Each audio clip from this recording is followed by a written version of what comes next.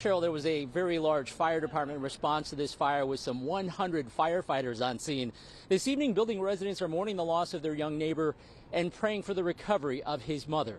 Firefighters responding around 11 this morning to the 12-unit, 3.5-story apartment building in the 2700 block of West Granville near California Avenue. Officials say 2 people were transported from this scene.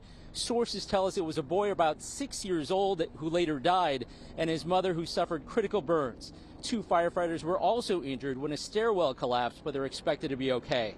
Officials say it appears the fire started in a first-floor unit, and we spoke with 2 roommates who live across the hall who were asleep when the fire broke out. They raced out a back door and say they would have been trapped if they stopped to grab some things or even go to the bathroom.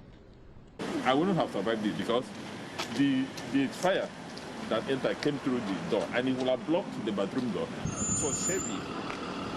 It was a very terrible fire coming up, and it was like lion coming to meet you.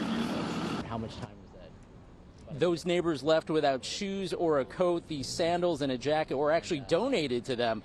The city has provided a warming bus for displaced residents, and we're told the American Red Cross is on their way to help. But those neighbors say they are focused on that mother and child. I'm just shocked. Like, that's my home. Like, material stuff, we can get that, but when you lose a life and it's your neighbor, it's just terrible. Thank God our water supply had no issues. All the lines were working. We didn't have any issues with that, so we're very lucky. I spoke with a building resident who says that he, along with 2 other neighbors, broke down the door of that unit that was on fire, tried to get to that child who was trapped, but the smoke was just too intense.